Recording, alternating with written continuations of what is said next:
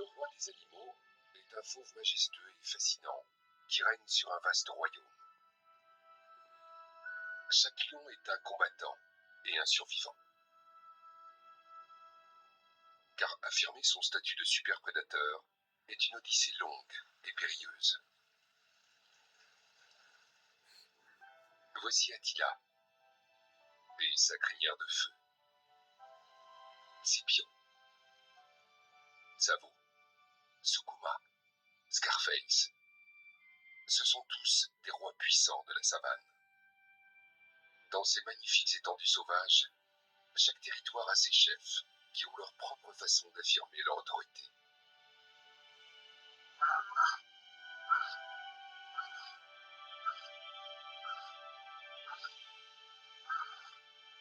Il y a des lions qui sont à la fois généreux et cruels.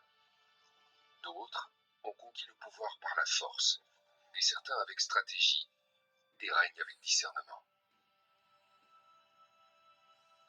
Défendre un territoire est une tâche titanesque et dangereuse. D'ailleurs, tous les lions dominants ont un point commun. La violence et le danger font partie de leur quotidien. Je vais avoir la chance de rencontrer un animal exceptionnel. Un lion qui m'a offert son amitié et m'a permis d'approfondir mes connaissances sur le mode de vie et les habitudes des rois de la savane.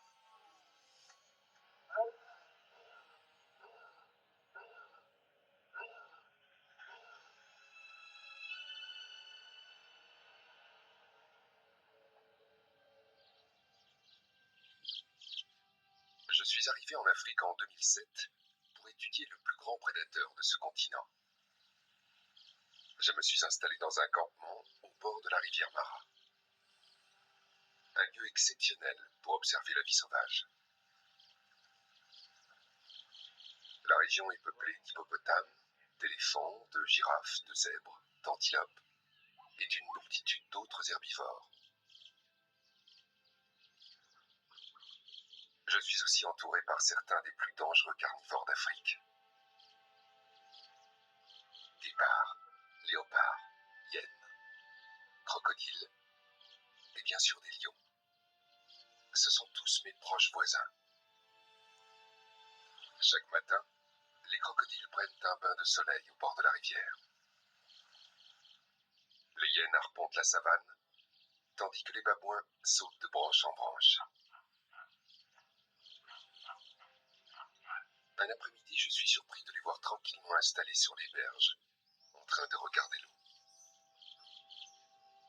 J'ai l'impression qu'ils apprécient la beauté du coucher de soleil.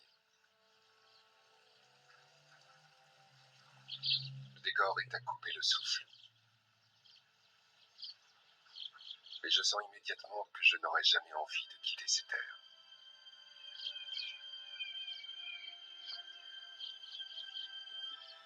Au cours de mes premiers jours en Afrique, j'ai la chance de rencontrer un guépard, non loin de mon campement.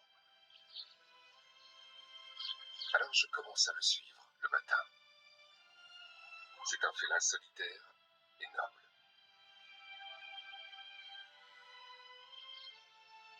Un jour, il grimpe au sommet d'une termitière, telle une sentinelle pour observer les alentours. En redescendant, il n'a pas peur de frôler mon véhicule. Et quelques secondes plus tard, j'ai le privilège de l'admirer chasser.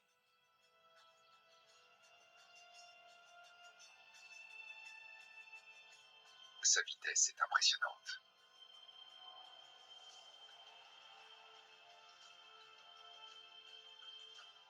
Cet animal est une merveille de la nature.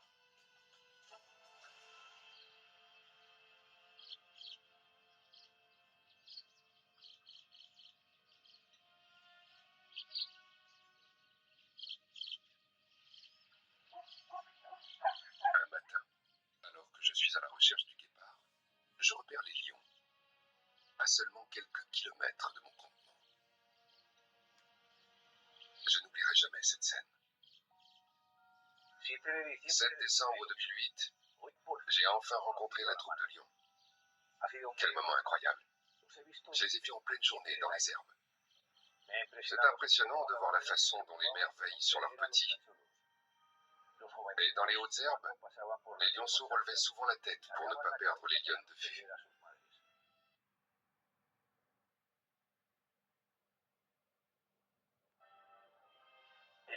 La présence de ces fauves confère aux plaines un caractère encore plus sauvage. Pour moi, c'est le plus bel animal du monde. Observer ces lions dans leur habitat naturel a eu un grand impact sur moi. À partir de maintenant, je décide de les suivre tous les jours, du lever au coucher du soleil. La troupe est constituée de 5 lionnes, de 2 mâles dominants et de plusieurs petits d'âges différents. Je savais déjà que les lions étaient des animaux sociaux, mais être témoin de leurs interactions est très touchant. Ils se comportent comme les membres d'une même famille. Je me lève chaque jour à l'aube pour passer plusieurs heures, non moins 2, notant tout ce que je vois. C'est merveilleux de regarder les lionceaux jouer. Ils s'amusent à se battre et à se poursuivre, développant ainsi leurs aptitudes et les techniques nécessaires à la chasse plus tard. Toutes les lionnes participent à l'éducation des lionceaux. Elles prennent même soin des petits qui ne sont pas les leurs. Les marques d'affection sont fréquentes, y compris entre les mâles. Cela fait pas mal de temps que j'ai quitté l'Espagne. Pourtant, je suis toujours subjugué par la beauté de ces étendues sauvages. Pour un naturaliste comme moi, c'est une expérience hors du commun. Je ne m'en lasserai jamais. Mais il y a des changements dont je ne suis jamais témoin. Parfois, la structure de la troupe a changé au cours de la nuit. Au petit matin, une nouvelle lionne est là. Une autre fois, ce sont des petits qui ont disparu.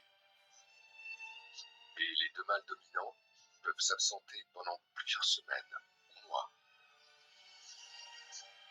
Je comprends alors que c'est au cours de la nuit que les événements les plus importants ont lieu au sein du clan.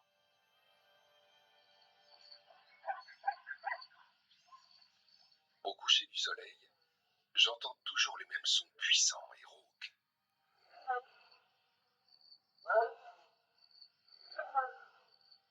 Les rugissements des lions résonnent dans le crépuscule. Je sais qu'ils sont proches, mais impossible de les localiser. La nuit, la savane se transforme en un environnement dangereux et hostile. La panique gagne les herbivores. Dans l'obscurité, ils fuient souvent sans but face à la menace d'un prédateur. J'ai l'impression que les rugissements viennent de partout en même temps. Nuit après nuit, je pars à la recherche des lions, sans jamais les trouver.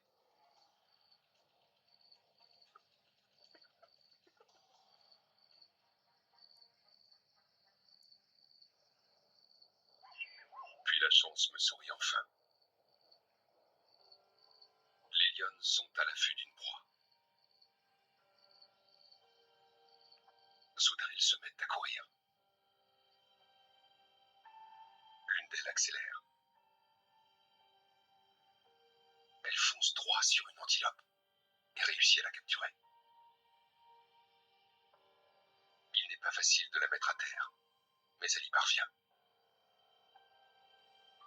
Les lionnes commencent leur festin. Mais quelques secondes plus tard, une meute de hyènes les encercle.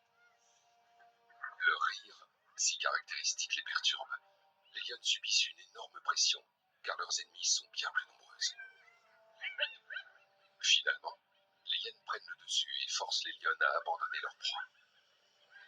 En assistant à cette scène, je réalise que ces grands félins ne sont pas invincibles. Grâce à ces excursions, je me rends compte à quel point la vie nocturne de la faune est différente. Et je ne suis pas au bout de mes surprises. Au cours des nuits suivantes, j'observe les techniques de chasse des lionnes.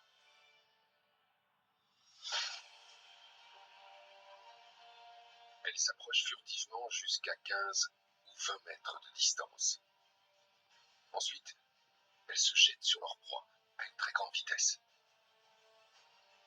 Cette fois, c'est raté. Et cela ne sera pas leur seul échec.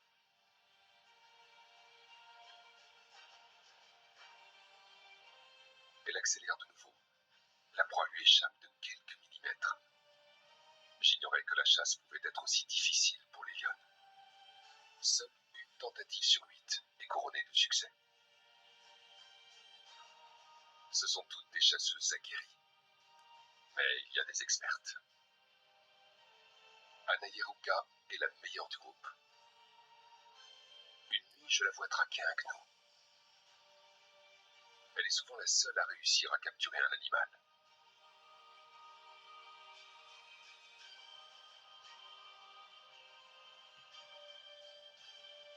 Après un combat acharné, elle parvient à le déséquilibrer.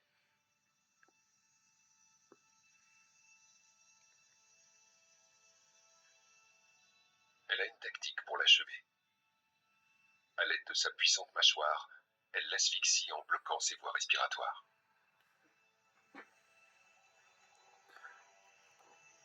La bataille contre les hyènes est presque quotidienne. Leur harcèlement est permanent. Il n'y a qu'une seule créature qui les effraie, un lion adulte.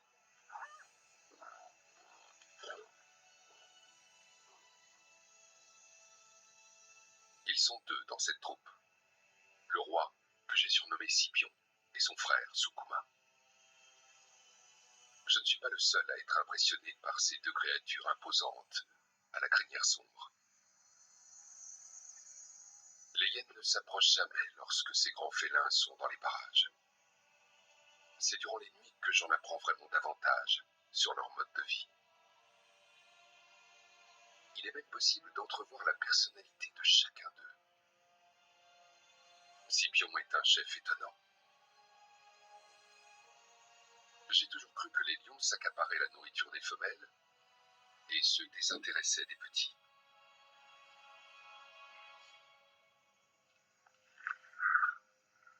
Mais Scipion se comporte différemment. Il protège les lionceaux et partage la carcasse avec eux. Si nécessaire, il soulève même la viande, afin que les plus jeunes mangent plus facilement. Il s'assure que tous les lionceaux soient nourris, des plus grands aux plus jeunes.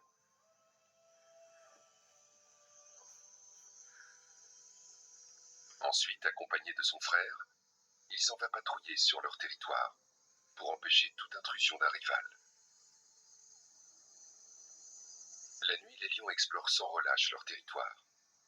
Ils arpentent la savane et rugissent, marquant régulièrement la végétation.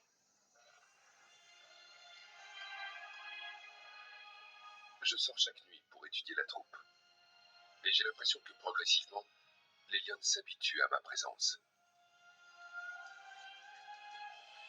En un sens, je commence à faire partie de leur quotidien.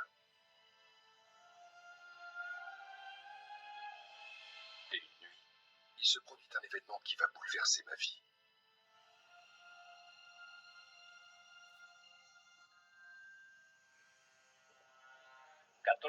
14 juin 2010. Il s'est passé quelque chose d'extraordinaire cette nuit. Je n'aurais jamais imaginé vivre ça un jour.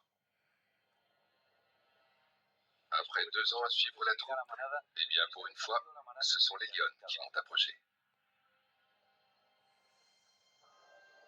Un pneu de mon 4x4 a crevé, et pendant que j'étais en train de le changer, ces gros chats sont venus s'installer près de moi. Ils étaient à seulement 2 ou 3 mètres. À un moment donné, j'ai eu un peu peur, et je me suis demandé si je ne ferais pas mieux de remonter dans mon véhicule. Ils auraient pu m'attaquer s'ils l'avaient voulu.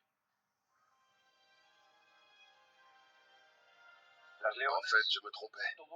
Contrairement à ce que je pensais, les lionnes ne m'ont rien fait. Il y en a même qui ont dormi pendant que je changeais leur roue.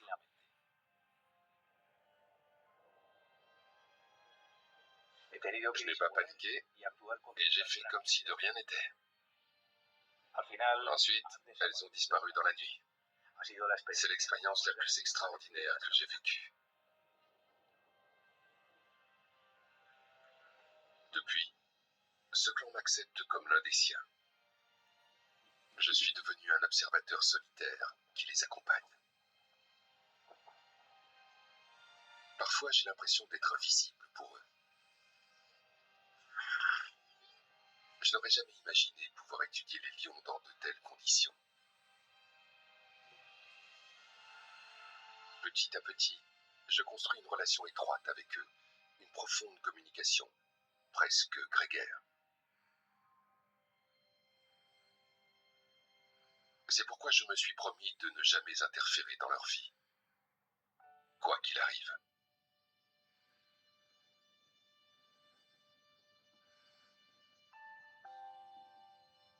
Plusieurs années ont passé, et je suis sur le point de connaître une expérience qui va me mettre à l'épreuve, en tant que naturaliste.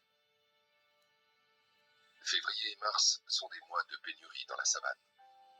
Les troupeaux d'herbivores et de gnous venus pendant leur grande migration sont repartis du Masai Mara depuis longtemps. Il ne reste que les proies locales, des animaux difficiles à capturer.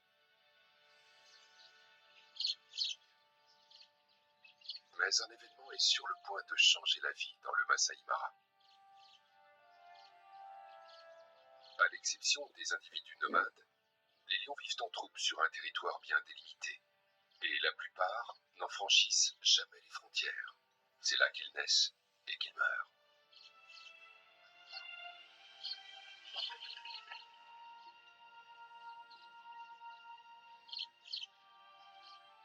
Je me trouve au beau milieu du territoire de la troupe locale, de son royaume.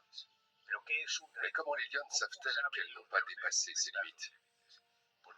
Parce qu'elles le savent parfaitement. En fait, c'est exactement comme nous il y a des millénaires, lorsque nous formions des clans de milité, des chasseurs-cueilleurs impitoyables, qui punissaient quiconque pénétrait sur nos terres.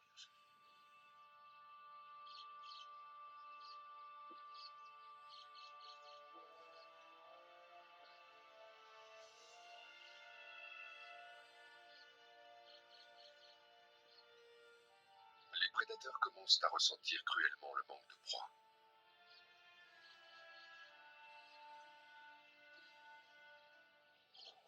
Mais dans quelques jours, le Masai Mara sera beaucoup plus animé.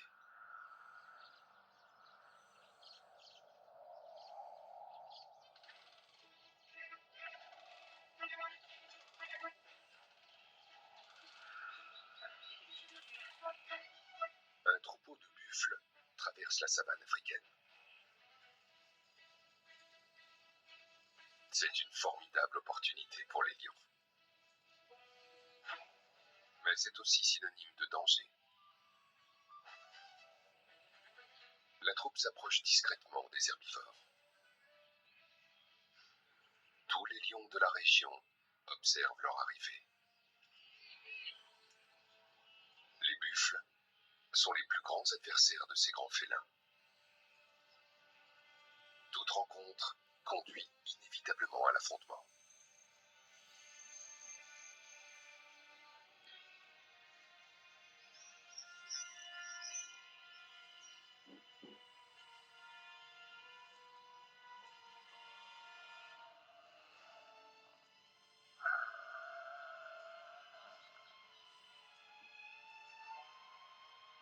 Les buffles n'ont pas peur de charger tout prédateur qui se dresse devant eux.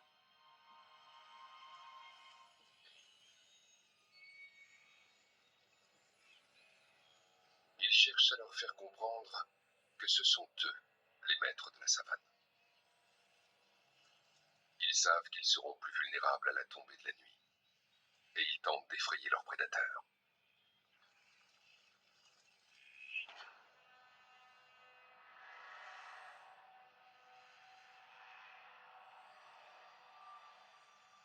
Au coucher du soleil, les lionnes rôdent. Elles sont en quête d'un animal facile à capturer. Elles n'ont rien mangé depuis 2 jours, et la situation commence à être critique. Soudain, elles repèrent un troupeau de buffles. Leur présence sème la panique parmi les herbivores. Dans l'obscurité, ils redoutent ces grands félins. Ils se dispersent et fuient de tous les côtés.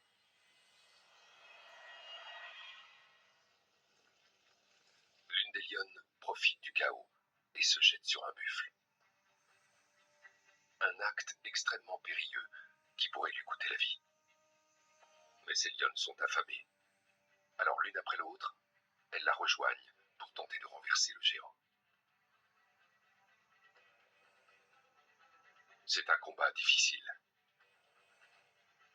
Un buffle adulte peut peser jusqu'à 900 kilos. Et il lutte de toutes ses forces.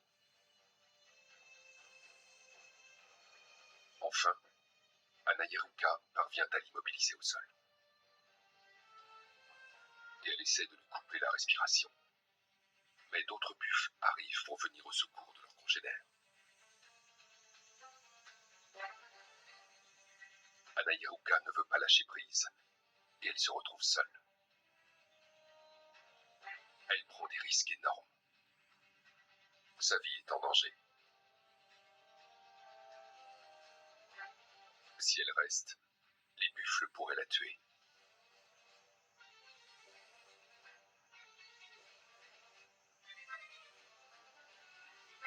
Finalement, elle le laisse partir et s'enfuit.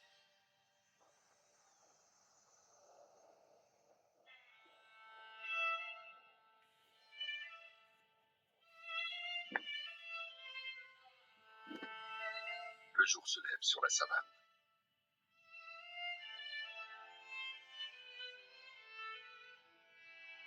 Alors que les herbivores commencent à brouter, la nuit de chasse des lionnes prend fin. Tous leurs efforts se sont soldés par des échecs. Elles n'ont réussi à capturer aucun animal et sont toujours affamées. Mais il leur faut maintenant du repos.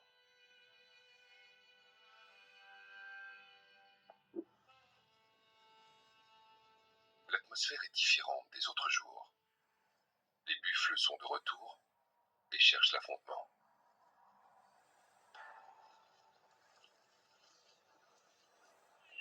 Très tôt, ils commencent à attaquer les lions.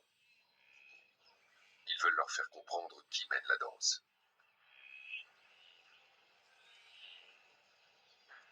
Dans ces buissons se cachent 2 lionnes, avec leurs petits âgés de 4 mois et demi. Le troupeau qui se trouve là-bas se dirige par ici. Les buffles sont des adversaires redoutables, et ils n'hésiteront pas à s'en prendre aux lionnes. On verra si elles ont de la chance, et si elles s'en sortent.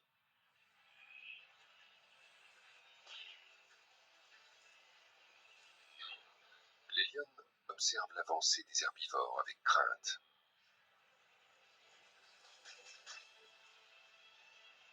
On peut voir que l'un des lionceaux a quitté sa cachette. Les lionnes sont nerveuses, parce que les buffles pourraient le tuer. Paniquée, la mère fixe son petit, essayant de l'alerter.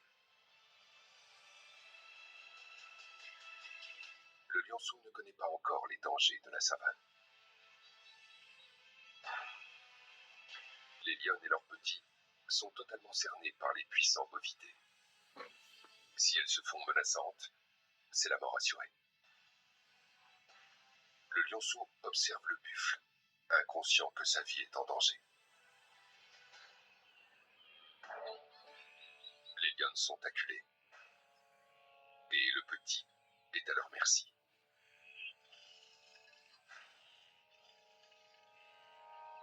Quand soudain, Scipion apparaît. Il se met à rugir.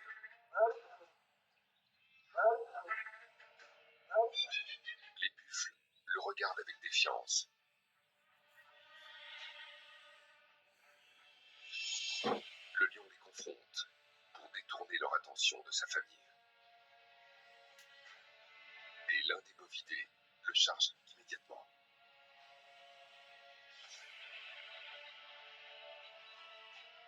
Pourtant, Scipion continue de les narguer. Les buffles n'acceptent pas cette provocation et continuent de le poursuivre. Scipion parvient à s'enfuir. Il a atteint son objectif. En s'en prenant à lui, les buffles se sont désintéressés des lionnes.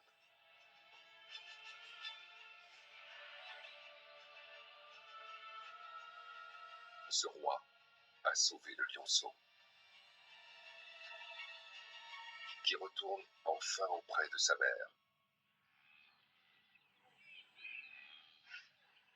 Le puissant mâle s'éloigne et repart explorer son royaume.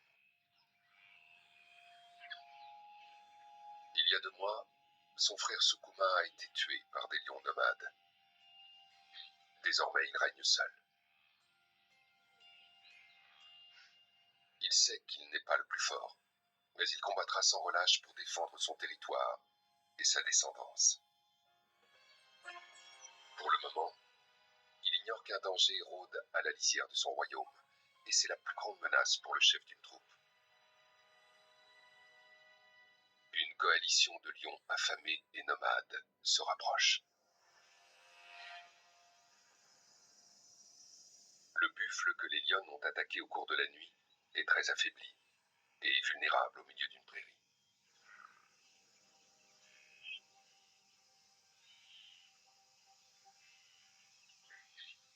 Pourtant, même si cet animal est âgé et blessé, il n'en reste pas moins un adversaire redoutable.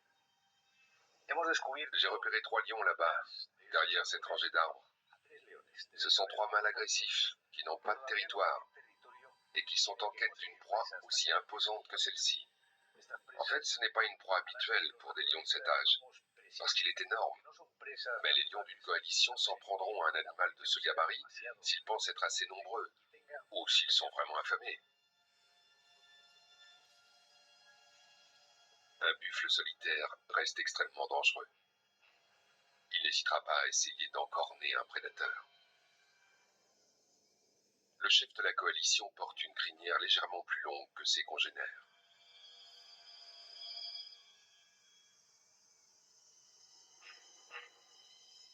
C'est lui qui jauge l'animal avant de lancer l'attaque.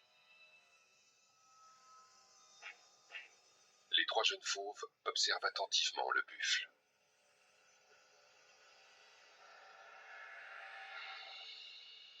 Il est âgé et blessé, mais pas inoffensif.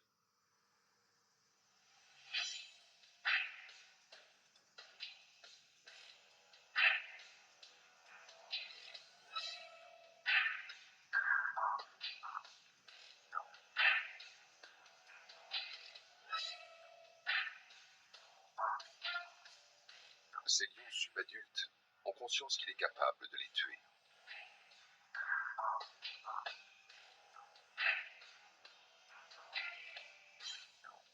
Après avoir hésité pendant plusieurs minutes,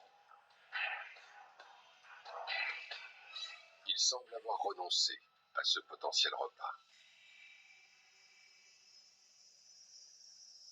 Jusqu'à ce qu'arrive la pluie.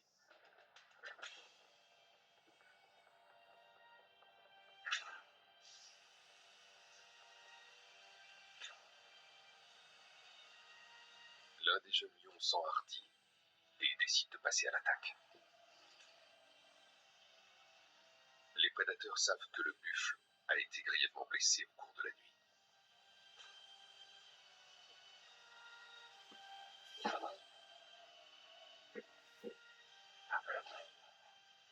Et qu'il est incapable de fuir.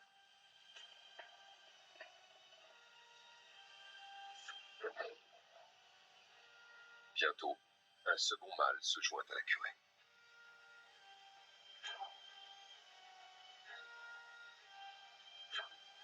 À la merci de 3 lions, son destin est scellé. Mais ils finiront bientôt par l'achever. La nourriture n'est pas le seul élément important pour ces lions nomades.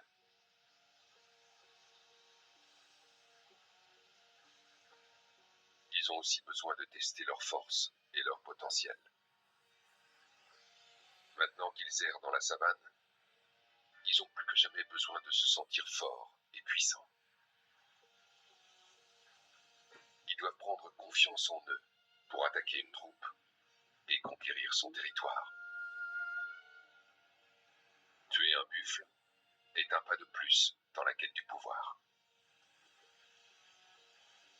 Et bientôt, ils devront affronter l'étape la plus difficile de leur vie.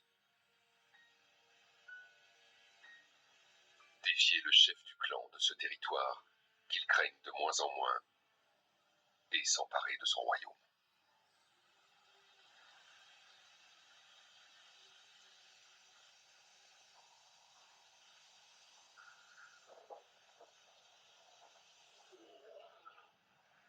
Ces rugissements sont inquiétants. Ils sont différents des autres jours. Le clan est nerveux. Scipion patrouille pendant des heures. Il parcourt un grand nombre de kilomètres, marquant au passage les frontières de son territoire et rugissant régulièrement. Au cours de mes 10 années passées aux côtés des lions, j'ai entendu un grand nombre de rugissements distinctifs. Et celui-ci se démarque nettement. C'est le cri funeste annonçant une bataille. Le signal d'une guerre imminente.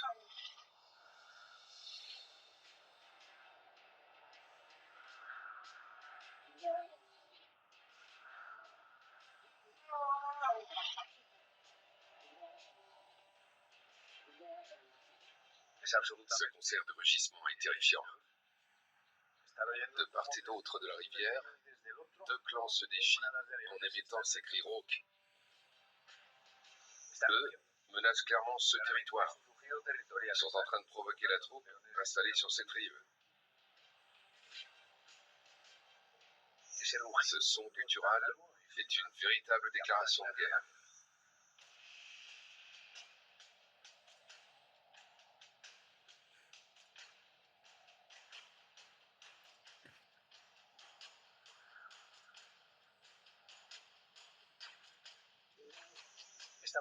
Les lions sont de bons nageurs, presque autant que les tigres, mais ils ne prendront pas le risque de franchir cette frontière naturelle maintenant.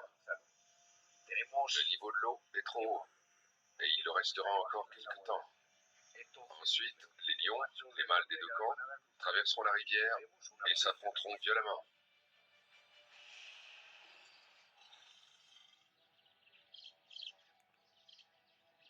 Durant les semaines suivantes, le niveau de l'eau de la rivière Mara River baisse progressivement. C'est au cours de cette période que ma relation avec la troupe va évoluer d'une façon surprenante. Une nuit, je sors pour observer les lionnes. Je les cherche pendant 1 heure avant de les trouver. 2 d'entre elles s'approchent de moi. Dans la pénombre, je distingue à peine leur silhouette. Et soudain, je constate qu'elles ne sont pas seules. Scipion les accompagne. Les lions dominants sont très territoriaux. De nombreuses fois, je les ai vus tuer uniquement pour affirmer leur pouvoir. Ce fauve impressionnant marche dans ma direction. Il est bien trop près pour que je puisse m'enfuir.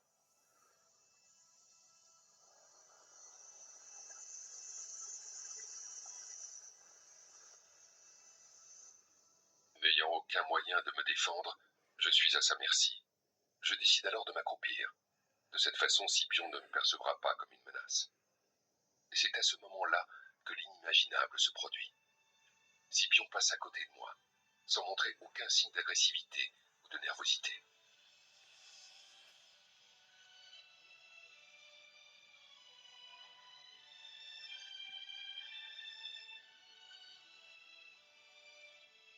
C'est le même comportement amical que me témoignent les lionnes depuis plusieurs années.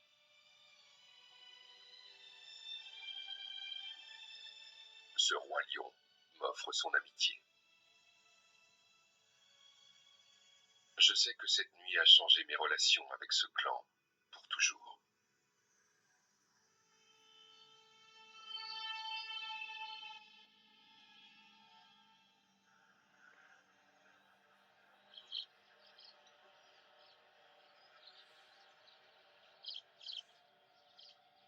Le lendemain matin, je repère de nouveau les lions nomades. Ce sont eux qui ont tué Sukuma.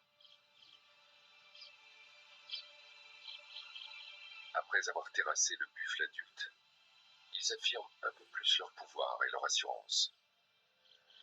La scène derrière moi témoigne de la compétition féroce qui règne entre les carnivores les plus redoutables d'Afrique.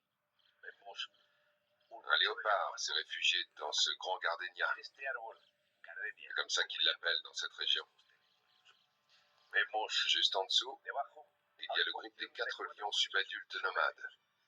Ce sont de jeunes individus robustes qui sont prêts à se battre à mort avec n'importe quel mâle qui passerait à proximité, n'importe quel roi.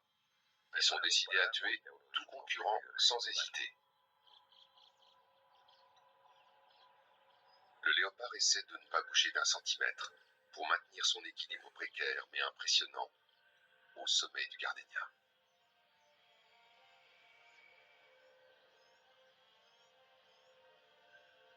Les lions restent à leur poste, dans l'espoir que le léopard tombera et qu'ils pourront se jeter sur lui. Il ne semble pas prêt de s'en aller, et la situation pourrait basculer à tout moment.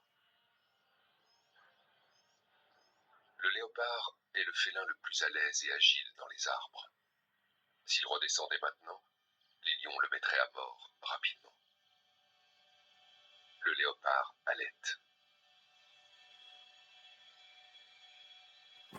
La moindre erreur pourrait lui coûter la vie.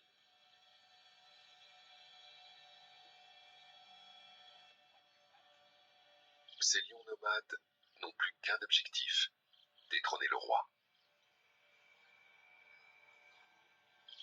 Scipion est devenu un chef solitaire, et ils attendent le jour où ils attaqueront son royaume.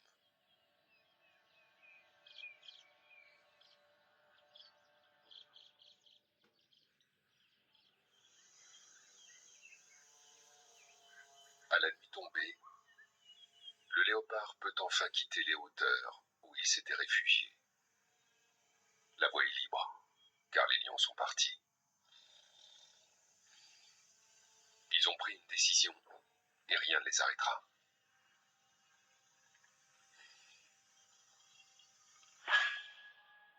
Vers minuit, les lions partent en chasse. Et au cours de la nuit, un événement va bouleverser la structure de la troupe.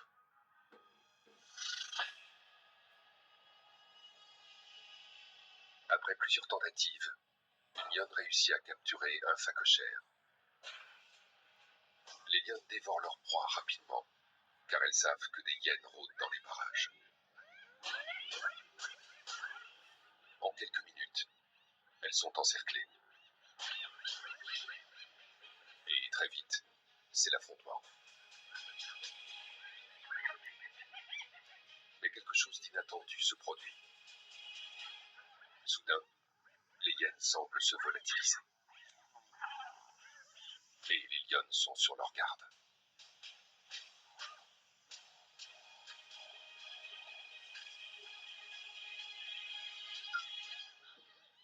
L'apparition de ce lion brutal et agressif marque le début du drame qui est en train de se jouer. Les 4 lions nomades ont fait une incursion sur ce territoire. Après avoir violemment attaqué Scipion, ils cherchent maintenant à soumettre les lionnes. Mais elles ne céderont pas sans se battre. C'est un moment crucial pour cette troupe. Les lionnes ont très peur pour leurs petits. Les rivaux viennent juste de pénétrer sur ce territoire. J'ignore ce qui va se passer. Les lionnes savent que si de nouveaux chefs prennent la tête de la troupe, ils tueront leurs petits, et elles sont déterminées à les défendre. Une lionne, appelée Muesca, les confronte. Un mâle se jette sur elle. Elle réussit à lui échapper, mais désormais les 4 intrus sont à sa poursuite. Les lionnes essaient de défendre leur progéniture. D'ailleurs, les lionceaux se sont enfuis. Mais c'est le début du règne de ces 4 jeunes mâles.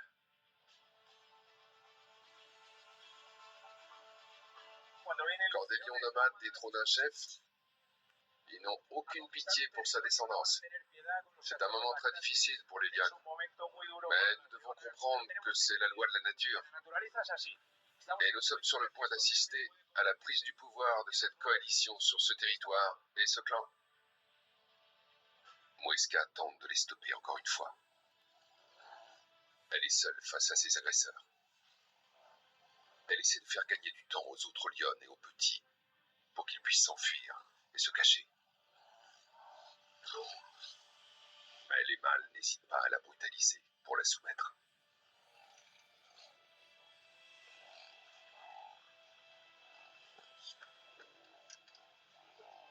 Pourtant, Moueska se défend, jusqu'à ce qu'elle n'en ait plus la force.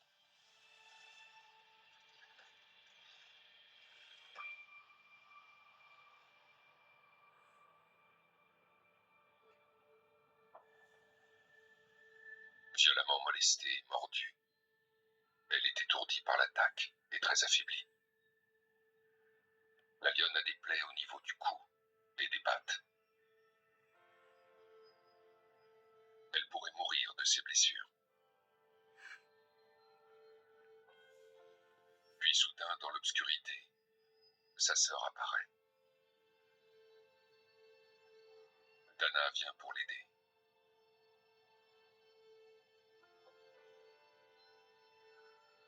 En la voyant, Moueska trouve la force de se relever péniblement pour la suivre et se mettre en sécurité.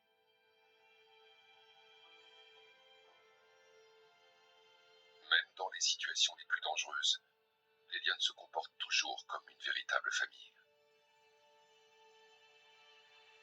Elles n'abandonneront jamais l'une des leurs.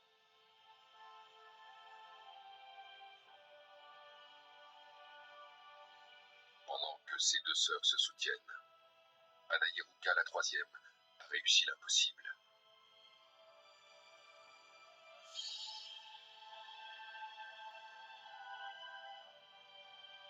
Elle s'est enfuie avec tous les lionceaux de la troupe.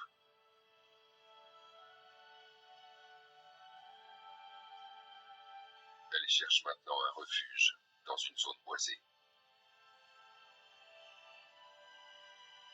Le clan a survécu à la nuit. Mais il est loin d'être en sécurité.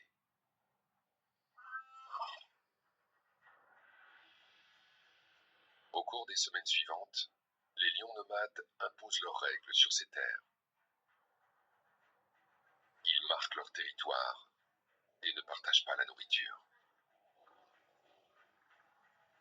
3 jours après leur arrivée, les nouveaux mâles dominants affirment leur autorité sur la troupe. Ils sont devenus les chefs incontestés. Pendant les premiers jours de la conquête, ils ont forcé les lionnes à les suivre. Ils les gardent captives, les tenant éloignées de leurs petits. Seul, l'avenir des lionceaux qui ne sont pas autonomes est incertain.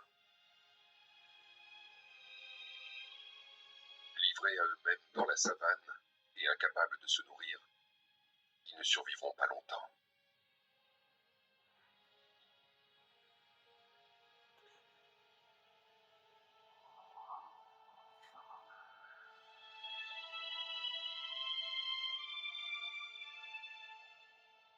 Depuis plusieurs jours, Anayeruka cherche sans relâche ses lionceaux.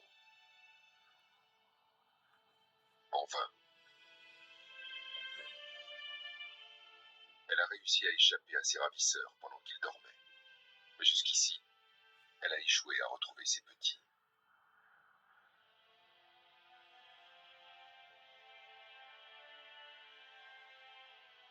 Elle les appelle, inlassablement. C'est la complainte d'une mère tourmentée par la disparition de ses petits.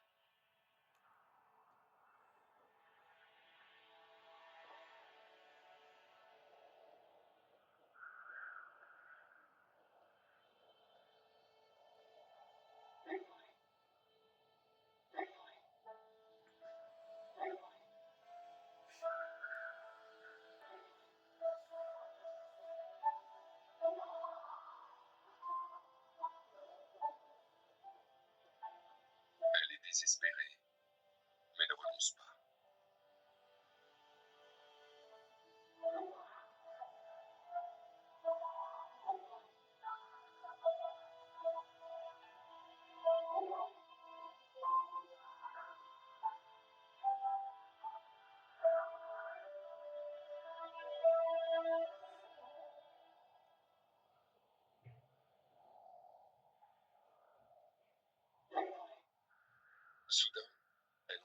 chose dans les hautes herbes.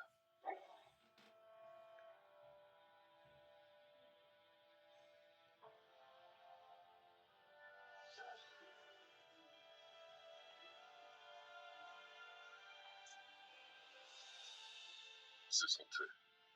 Elle les a enfin retrouvés.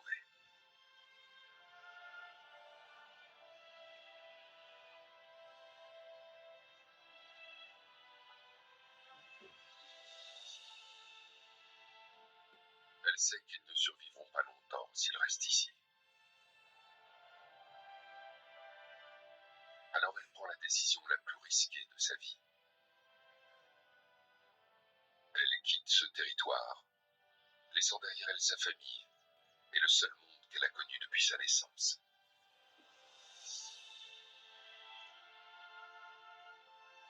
C'est le début d'un avenir incertain, rempli de dangers.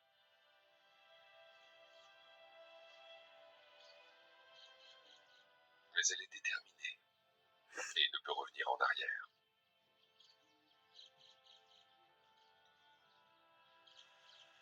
Je sais que Scipion n'est pas mort, mais il n'y a aucune trace de lui. Je me demande ce que devient cet animal hors du commun. Est-il en vie? Reviendra-t-il un jour? Ou son règne a-t-il définitivement pris fin?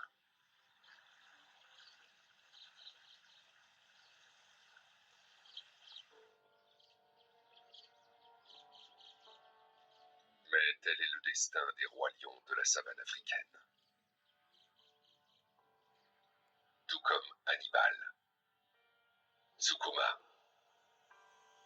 Attila et maintenant Scipion, ainsi que tant d'autres. Ces grands rois connaissent le pouvoir et la chute. Respectés et redoutables à la tête d'une troupe, ils sont contraints à l'exil et à la solitude après leur destitution. Néanmoins, ils ne renoncent jamais. Car lorsqu'un lion est dépossédé de son royaume, il n'a plus qu'une obsession: le reconquérir. Et j'ai le sentiment que Scipion reviendra. Tôt ou tard.